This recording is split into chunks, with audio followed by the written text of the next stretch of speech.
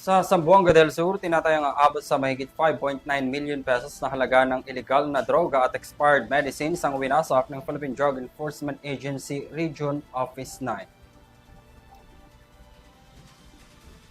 Sinira sa pamamagitan ng destruction activity ang 852.59 na gramo ng shabu at 28.8 na gramo ng marijuana at iba pang expired medicines sa Libertad Power and Energy Corporation facility sa Aurora. Ang mga nasabing ebidensya ay ang mga nakumpiska mula sa mga kasong naresolba sa iba't ibang korte sa Zamboanga del Sur at Tubod, Lanao del Norte at tuluyan ng inalis sa sirkulasyon.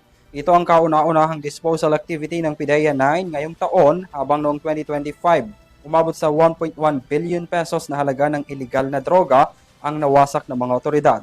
Ayon sa ahensya, malinaw ang kanilang mensahe na walang puwang ang illegal na droga sa mga komunidad at magpapatuloy ang kampanya upang makamit ang isang drug-free na pamayanan.